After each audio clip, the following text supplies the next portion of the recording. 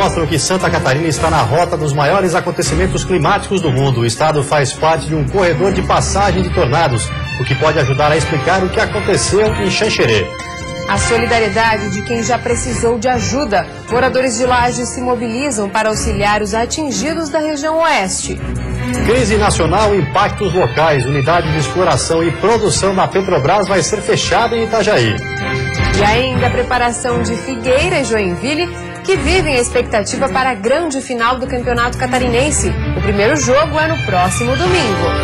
O Band Cidade desta terça-feira já está no ar.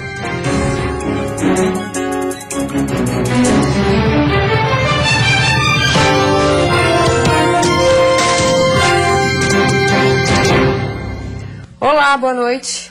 Boa noite. Um verdadeiro rastro de destruição. Os moradores de Xanxerê, no oeste do estado, ainda vivem o drama do tornado. A tempestade que ontem atingiu centenas de residências deixou 2 mortos e vários feridos. Pela imagem aérea, é possível ter a dimensão da tragédia. Casas destruídas, ruas tomadas de entulhos, ferros retorcidos por toda parte. Andando pela cidade, encontramos cenas impressionantes. A casa que está no meio da rua ficava neste terreno, mas por causa da força do vento, durante o tornado, ela foi arrastada e só parou por causa de um muro. As rajadas de vento atingiram cerca de 200 km por hora. O tornado durou 5 minutos e destruiu 30% da cidade. 6.000 casas foram afetadas e mais de 15.000 pessoas estão desabrigadas ou desalojadas. A estimativa é de que ao menos 120 pessoas tenham sofrido algum tipo de ferimento na passagem do tornado pela cidade. 10 delas continuam hospitalizadas. Entre elas, a cidade está totalmente sem luz, o que deve começar a ser restabelecida esta noite. Pontos de doações estão sendo montados por todo o estado de Santa Catarina para ajudar as vítimas que estão em abrigos. Nós estamos trabalhando em conjunto com o Corpo de Bombeiros, Polícia Militar, Polícia Civil, Polícia Militar Ambiental e também pessoas voluntárias para fazer a primeira resposta a essa situação de desastre, bem como a distribuição de itens de assistência humanitária. O mesmo tornado causou destruição na cidade vizinha de Ponte Serrada. 200 casas foram atingidas, mas ninguém ficou ferido. O governador Raimundo Colombo visitou o Xanxerê e nos próximos dias os governos do estado e o federal devem anunciar a liberação de recursos para a reconstrução da cidade. O exército foi chamado para ajudar e os primeiros militares começam a chegar nas próximas horas. Agora é uma fase de emergência, de retirar entulhos, de retirar árvores, de ainda dar atenção a todas as pessoas e depois vem o trabalho da reconstrução que será iniciado imediatamente. E ao que tudo indica, Santa Catarina está na rota dos maiores acontecimentos climáticos do mundo. O estado faz parte de um corredor de passagem de tornados, o que pode ajudar a explicar o que ocorreu em Xanxerê. Os mapas mostram a tempestade se formando sobre Santa Catarina. Na estação de monitoramento de Xanxerê, os ventos atingiram às 4 horas da tarde os 84 km por hora. A área estava sob atenção e o pior se confirmou. Foi um tornado o que atingiu a região oeste, causando muitos estragos. O tornado é uma nuvem em forma de funil.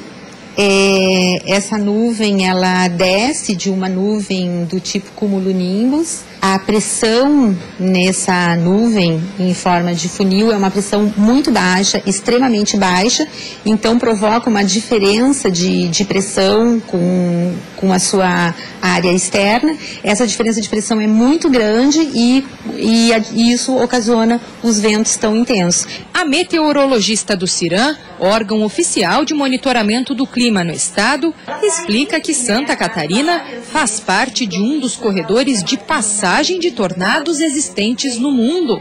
As extensas áreas planas, rodeadas por montanhas, são propícias para a formação do fenômeno. E a transição entre estações pode aumentar essas chances. Apesar de difícil, muitas vezes é possível prever o tornado, observando a presença das nuvens que originam um evento climático. A previsibilidade de um fenômeno assim é bem mais difícil, né? Seria assim, com cerca de 2 horas de antecedência, tu poderias ver no radar meteorológico, né, a formação da nuvem que seria propícia ao desenvolvimento de um tornado, né. Então isso é possível, né, em termos de horas mesmo, né. Apesar dos estragos que causam, os tornados têm curta duração, são bem localizados e de pequena abrangência. O último de que se tem notícia e com proporções semelhantes aconteceu no oeste catarinense, em Guaraciaba, em 2009. A previsão do tempo indica que a instabilidade que traz chuva permanece, mas de maneira bem menos intensa e se afastando do estado nos próximos dias. Hoje se tem uma tecnologia muito grande para avaliar sistemas e fenômenos meteorológicos. A meteorologia, assim, os índices de acerto melhoraram muito. E agora outra etapa, né, que nessa questão dos desastres naturais, é ter esse preparo com a população de como enfrentar essas situações, já que evitadas elas não, né, os sistemas em si não podem ser evitados. Em nota, a Defesa Civil informou que o radar meteorológico instalado no ano passado está desativado por causa de um defeito e que as peças devem chegar este mês ao estado. De acordo com a entidade, mesmo se estivesse funcionando, o equipamento não detectaria o tornado, porque tem cobertura de 77% das cidades catarinenses e Xanxerê não é uma delas. E a seguir, solidariedade. Lages, que passou recentemente por uma catástrofe, vai realizar uma campanha para ajudar o município de Xanxerê. E ainda conscientização. Nesse feriado de Tiradentes também é o Dia Nacional de Paz no Trânsito.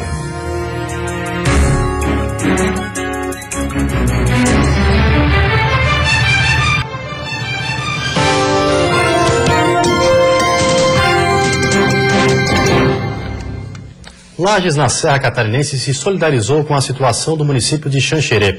A cidade serrana, que passou há pouco tempo por uma catástrofe climática, como foi a chuva de granizo, irá realizar uma campanha para ajudar o município do Oeste.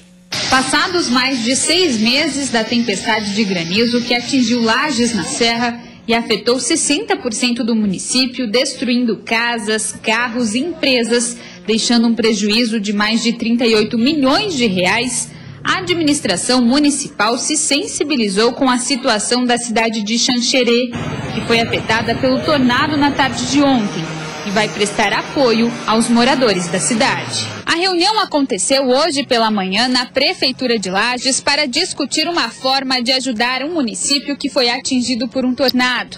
A Defesa Civil de Lages já está no local fazendo um levantamento das principais necessidades para tentar auxiliar na reestruturação da cidade de Xanxerê, que hoje vive uma das maiores catástrofes climáticas da região do Oeste. Segundo a Defesa Civil de Lages, uma das principais necessidades até agora é água potável.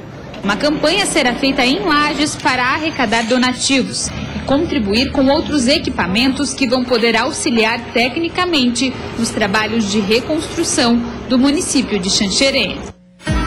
A quarta-feira vai ser de tempo instável, com nebulosidade variável e chuva isolada. Temperatura em declínio à noite. A mínima deve ficar em 6 graus na Serra e a máxima em 25 no Oeste, Grande Florianópolis e Sul. No Planalto Norte, mínima de 17 e máxima de 22 graus. No Litoral Norte, Vale do Itajaí, máximas entre 23 e 24 graus. Hoje, além de Tiradentes, é comemorado o Dia Nacional de Paz no Trânsito. E em meio ao aumento dos acidentes, é preciso mais conscientização por parte dos motoristas. Durante o feriado de Tiradentes, na BR-282, no meio oeste, apenas uma ocorrência com gravidade foi registrada. Apesar disso, atenção redobrada na volta do feriado, que teve um movimento intenso nas últimas horas. Neste feriado de Tiradentes, é comemorado também o Dia Nacional da Paz no Trânsito. E a reflexão é para uma realidade preocupante: o aumento no número de acidentes, que tem feito cada vez mais vítimas. Em Santa Catarina, nos últimos 5 anos, nas rodovias federais, foram 94 mil acidentes com cerca de 3 mil mortos. Segundo o chefe da 7ª Delegacia em Joaçaba, a preocupação é constante. A gente flagra muitos condutores praticando ultrapassagem em locais proibidos, forçar a ultrapassagem, que é aquela que realmente provoca a colisão frontal, que geralmente ou é lesão grave ou provoca um óbito. Também o excesso da velocidade contribui para a gravidade, né? Então a gente tem feito muitas operações com radar, exatamente para limitar e coibir, né? que as pessoas sintam que estão sendo fiscalizadas e realmente dirijam mais devagar e obedeçam a sinalização. Nos últimos 4 dias na região meio-oeste, mais de 300 motoristas foram flagrados em excesso de velocidade. Ainda de acordo com a polícia, políticas educativas de trânsito precisam de mais incentivo, assim como punições mais rigorosas. Educação para o trânsito tem que ser com as crianças, nas escolas. Eu acredito que, trabalhando nesse sentido, a gente venha daqui a uns anos obter um trânsito mais seguro. Agora, com relação a pessoas adultas que têm consciência do que fazem, até se faz uma educação para o trânsito, mas realmente o que faz efeito é sentir no bolso, né? E esse feriadão foi de movimento intenso na Serra. Muita gente aproveitou para curtir o clima e conhecer as belas paisagens da região. Mas hoje muita gente está pegando a estrada para voltar para casa. Depois de curtir um feriadão em meio às paisagens serranas, chegou a hora desse casal de Porto Alegre voltar para casa. Os dois vieram pela primeira vez à região. O feriado foi maravilhoso, apesar do tempo, da previsão de tempo ser chuva, a gente aproveitou bastante, teve bastante atividades aqui na pousada, estava ótimo, maravilhoso. Pena ter que ir embora. Vai dar agora para ir para casa com as baterias recarregadas? Ah, sim, com certeza. A gente às vezes procura esses lugares justamente para aliviar a tensão do dia a dia, que lá a gente sabe que realmente é complicado, então a gente tem que fugir para esses lugares assim para recarregar as energias. Neste feriado de Tiradentes, as pousadas da Serra trabalharam com pelo menos 60% de lotação. Esta aqui, por exemplo, estava com lotação máxima desde sexta-feira, com hóspedes que vieram principalmente da região sul do país. Dá um acréscimo no período de em torno de 10%, acho, na hotelaria em geral. Principalmente aqui na Serra, né? O pessoal do litoral sobe, né? Quer aproveitar as belezas aqui naturais da Serra Catarinense, então isso é muito bom para a hotelaria em geral. Mas apesar do movimento nas pousadas, nas estradas, o trânsito não deve ser muito intenso hoje. Segundo a PRF, se comparado ao ano passado, quando o feriado coincidiu com a Páscoa, nas rodovias federais catarinenses, o fluxo de veículos esperado nas estradas para este ano é bem menor. Então a gente acredita que o retorno vai ser bastante tranquilo.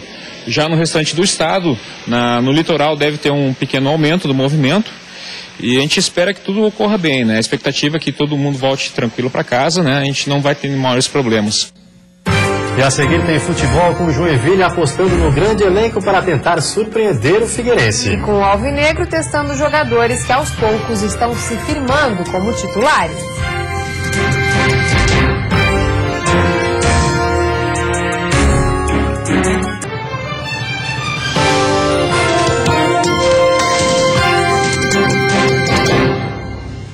Futebol, uma semana de muita atividade e expectativa para Joinville e Figueirense, que começam neste domingo a decisão do Campeonato Estadual 2015. O Tricolor do Norte aposta no grande elenco da equipe para fazer frente ao time da capital. O Joinville está mais do que no clima, uma preparação toda especial para um jogo mais do que especial. Na minha opinião, o resultado de Florianópolis vai encaminhar muito o título catarinense 2015. E para essa partida, a preparação vai ser diferente. Não só pelos maiores cuidados, pela concentração maior e pelo tempo maior de trabalho. Vai ser diferente porque jogadores diferentes começam a aparecer nos treinos. Ontem, o volante Anselmo, o meio-atacante William Pope e os atacantes Fabinho e Rafael Costa, que se recuperavam de lesão, participaram do treino junto com os companheiros. Como é uma semana de sigilo, não dá para saber se algum desses atletas vai aparecer no primeiro jogo da final. Mas só o fato de eles estarem trabalhando já serve para deixar o adversário com a pulga atrás da orelha. A ideia é usar tudo o que for possível para vencer esse primeiro jogo. É uma semana de muita concentração, de muito trabalho, de muito segredo, de muito sigilo. Se tiver que fazer treino fechado, vai se fazer treino fechado, porque lá em Florianópolis já estão fazendo isso há tempo. Muita coisa diferente. Agora o desejo é que apenas uma coisa não mude: a invencibilidade. Já são 7 jogos sem perder no Catarinense. Também o Figueirense aposta em jogadores que despontaram no time recentemente, como o Gederete, que vem se firmando como titular a cada partida. Para o Figueira, praticamente um jogo treino, porque não valia nada dentro do campeonato. mas não para os jogadores que queriam mostrar serviço. E ele foi unanimidade. Jean Derete deu sangue dentro de campo, foi eleito melhor da partida por muita gente, deixou a marca dele. Isso não aconteceu por acaso. Venho me dedicado muito nesses treinamentos, os tempos que fiquei fora de relação, o tempo que tive no banco, eu tenho me dedicado muito esperando realmente a oportunidade. Eu sabia que uma hora ia aparecer. E com desempenho desse, fazendo gol em véspera de final, lembranças vêm à mente de Derete e do torcedor. E foi nesse estádio que daqui uma semana estará mais uma vez lotado para assistir uma final de Catarinense que Jean Derete sentiu o gostinho de fazer o gol em uma final de estadual. Só que naquela época, o clássico era outro. E naquela época, a história não acabou bem para Figueira. Eu tive a oportunidade de disputar uma final já do Catarinense e acabamos perdendo. E até tive um pouco de felicidade que teve nesse jogo, acabei fazendo um gol. Mas não conseguimos o nosso objetivo, que era o título, então eu fiquei com esse gostinho. Tenho muita vontade de ser campeão pelo Figueirense, não fui ainda no profissional, então é uma coisa que eu almejo e que eu tô com muita vontade no momento. Pois é, em 2012, o primeiro jogo da final foi na ressacada. E o Figueirense perdeu por 3-0 para o Avaí. No segundo jogo, perdeu de novo, agora em casa por 2-1. Mas o tento alvinegro foi marcado por Jean Derete. Agora, Derete quer que apenas essa parte da história se repita, o gol na final.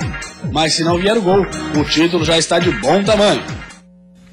Termina hoje à noite em Florianópolis a 14ª edição do Baila Floripa. O evento, que é referência no mundo da dança de salão, recebeu ao longo desses últimos dias os maiores profissionais do país. Entre eles, o bailarino, coreógrafo e professor Jaime Arocha, um dos principais nomes quando o assunto é dança. Jaime Arocha trabalha com a dança há quase 30 anos e estuda tango há mais de 10 na Argentina. Ele também é responsável pela comissão de frente de uma escola de samba. 2 ritmos distintos, mas que, conforme ele, é justamente esta mistura que torna um dançarino mais capacitado e diferenciado no mercado de trabalho. Quando você para de aprender, você estagnou, você chegou em algum lugar, entendeu? Então não tem que chegar em lugar nenhum, você tem que continuar pesquisando, porque a dança é um universo vasto, onde você pode ter um conhecimento quase ilimitado. Quanto mais você sabe, mais você tem que saber mais. Mas se engana quem pensa que só pode dançar quem é profissional.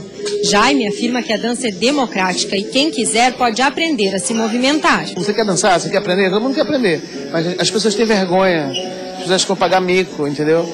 Então acho que elas deixam pra lá a dança, quando elas poderiam ter um aliado muito forte. E este é um dos objetivos dos organizadores do evento, levar a dança para todos, mostrar que dançar faz bem para o corpo e para a mente. Quando a gente traz grandes profissionais renomados e conhecidos de fora para dar aula, é para que os nossos profissionais daqui, os alunos avançados, os bailarinos daqui, possam ter oportunidade de fazer uma aula, de se aproximar dessas pessoas e assim melhorar a sua qualificação. Neste ano foram ministrados mais de 80 workshops e mais de 78 professores de diversos estados estiveram presentes durante os 4 dias de programação. Baila Floripa já conquistou seu espaço como um dos maiores eventos de dança de salão do Brasil. É o único que reúne no mesmo pacote apresentações de teatro, competições, workshops. E por aqui já passaram os melhores profissionais do Brasil e do mundo e mais de 5.000 bailarinos.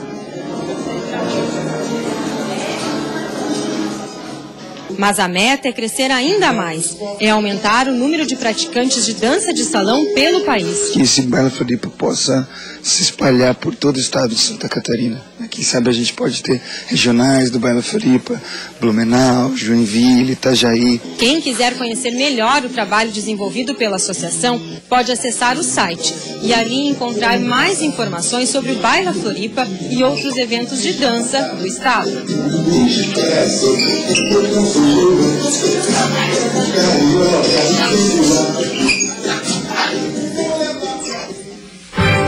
E a seguir, a unidade de exploração e produção da Petrobras vai ser fechada em Itajaí. E ainda destaque nacional, Joaçaba está entre as melhores pequenas cidades para se viver.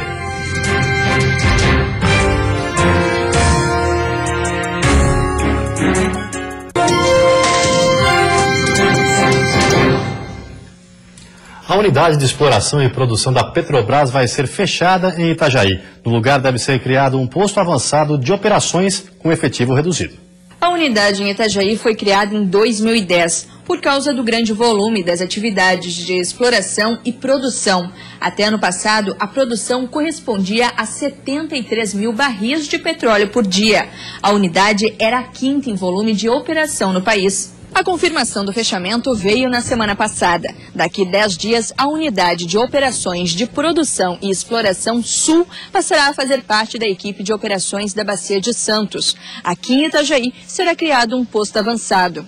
Em nota, a companhia não deu detalhes sobre o posto avançado, mas o que se sabe é que as operações terão efetivo reduzido. Além disso, informaram que a produção nos campos de Baúna e Piracaba continuará sendo operada normalmente. Ainda não é possível precisar o quanto a região perderá com a saída da unidade de Itajaí. Outras frentes de trabalho poderão ser afetadas com o fechamento, como o Porto de Itajaí e o Aeroporto de Navegantes. Os motivos do fechamento não foram divulgados pela Petrobras.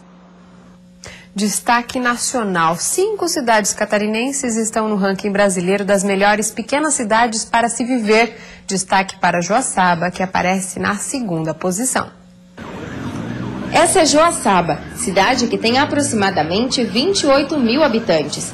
Parece pequena, mas em termos de qualidade de vida, destaca-se nacionalmente. Joaçaba está na 2ª posição entre as 10 melhores pequenas cidades para se viver. A lista leva em consideração o índice de desenvolvimento humano dos municípios com menos de 100 mil habitantes. Além do IDH de 0,827, na saúde a cidade tem uma média de 4,4 médicos para cada 1.000 habitantes, o que representa o dobro do recomendado. As condições de vida são boas, né? O nível socioeconômico da população, as condições de saúde, o atendimento de saúde, educação, né? É uma cidade assim que as pessoas se respeitam, a criminalidade é baixa, né, no caso.